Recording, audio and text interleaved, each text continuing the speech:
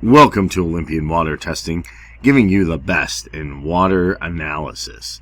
Today we're looking at PMC, PubMed Central with the NIH, and copper in drinking water using symptoms of exposure to define safety. So, how did they do this? We're going to take a look and see how to do that, different indicators, and what do you need to know. So for the past 5 years, a team at the University of Chile's Institute of Nutrition and Food Technology in Santiago, led by Magdalene Araya, has been assessing the response of healthy adults, varying concentrations of copper in drinking water. And their goal was to define the safe limits for early acute effects of excessive copper exposure via drinking water. And their latest report verifies earlier findings that gastrointestinal symptoms such as nausea, abdominal pain, diarrhea, and vomiting occur when copper concentrations reach 4.1 to 6.1 milligrams per liter.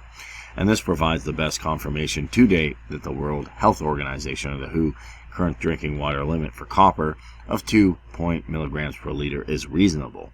Also, copper is an essential nutrient needed to prevent anemia, keep the skeletal and reproductive nervous systems healthy, and the U.S. National Research Council currently recommends that adults receive 1.5 to 3 milligrams of copper daily to prevent deficiencies.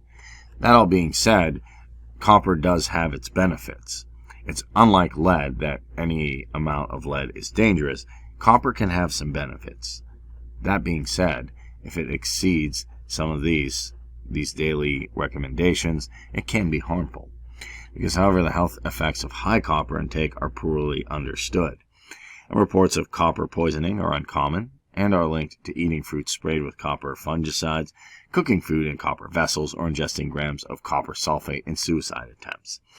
And in such cases, copper toxosis damages the liver and kidneys, and the copper content of most of the world's natural water supplies does not exceed more than a few milligrams per liter, although concentrations can be higher in well water particularly, and in hard water, delivered through the newly installed copper pipes. So someone says, oh, we need to remove all these lead pipes. Good. And they put in copper pipes. And then the water starts to be hard, or there's issues in the well. That's something to take note of.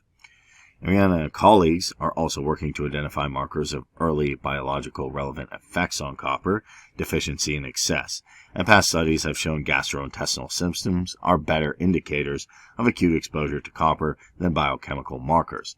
So that might be a good starting point. It doesn't have to necessarily go all the way to organ failure, and you don't want it to go that far, or other issues. It could just be, I'm having gastrointestinal issues. And if you've gone to the doctor and analyzed every other thing, maybe it's time to analyze your water and see what's in there. According to Area, copper absorption from food is unlikely to induce acute gastrointestinal responses, whereas the pH of water favors copper solubilizable and absorption, which induce gastrointestinal effects. Therefore, it becomes important to define the copper concentrations in the drinking water that cause gastrointestinal symptoms. The current randomized double-blind community-based study monitored 1,365 people from 441 families, and the subjects ranged from 18 to 60 years. For 2 months, each family's drinking water was spiked with copper concentrations, as we can see here, and the lowest copper intake represented the concentration of copper in Santiago's water. And the higher concentrations reflected the WHO guidelines and the levels noted in earlier studies to produce nausea, vomiting. Participants were told to switch to plain tap water for 48 hours, and if they experienced any list of symptoms, if the symptoms reoccurred after participants resumed drinking the copper-treated water, they were told to permanently switch back to plain water, and each household kept a daily diary of water consumption and symptoms. So what do they find? About 16% of participants experienced at least one gastrointestinal symptom, with nausea and abdominal pain described most often. All dosage groups reported some symptoms, although the numbers in the two lowest dosage groups were not statistically significant, and women reported 2/3 of the symptoms. They also appeared more sensitive to copper than men. For instance, during the first week, women's symptoms occurred at 4 milligrams per liter compared to 6 milligrams per liter for men.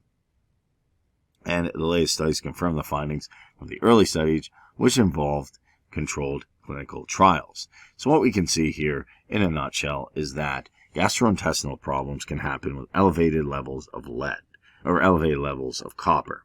So it's very important, so you avoid even that, to have your water periodically tested and analyzed for copper so that you don't experience any of these symptoms that they found in the study.